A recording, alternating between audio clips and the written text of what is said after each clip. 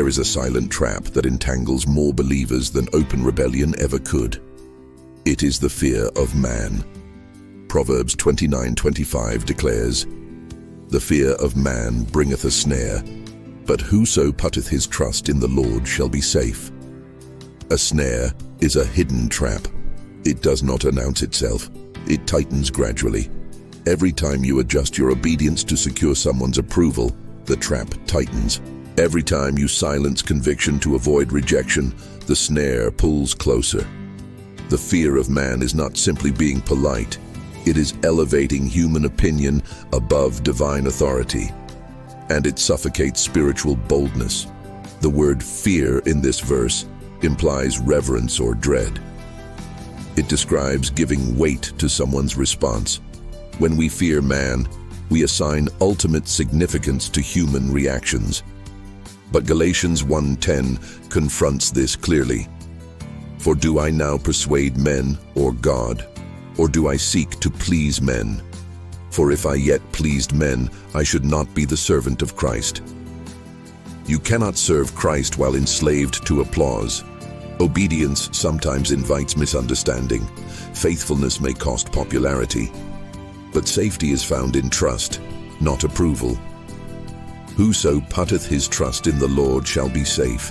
Safety does not mean comfort. It means security in God's sovereignty. If you want freedom from the snare, begin vertically. James 1:5 promises, "If any of you lack wisdom, let him ask of God, that giveth to all men liberally, and upbraideth not, and it shall be given him." Before seeking counsel from friends, seek clarity from the Father. Ask yourself an honest question. If everyone disapproved of this decision but God approved, would that be enough? That question reveals your true anchor. Isaiah 41:10 declares, "Fear thou not, for I am with thee. Be not dismayed, for I am thy God." The fear of the Lord displaces lesser fears. When His presence becomes your security, human opinion loses its power. I know the misery of people-pleasing. It drains joy. It fragments identity. It turns relationships into performance. I had to repent of making idols out of faces. Psalm 111:10 says, "The fear of the Lord is the beginning of wisdom." Wisdom begins when God's approval outweighs every other voice. The more you bow before Him, the taller you stand before people. The more deeply you reverence Him, the less you tremble before others. True freedom is not found in universal approval. It is found in singular devotion. Let us pray. Father, break the chains of misplaced fear.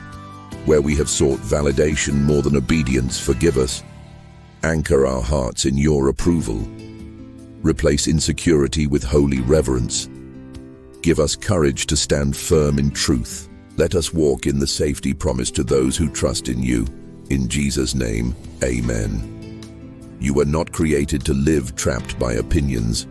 You are created to live anchored in truth. Fear God, and you will fear nothing else.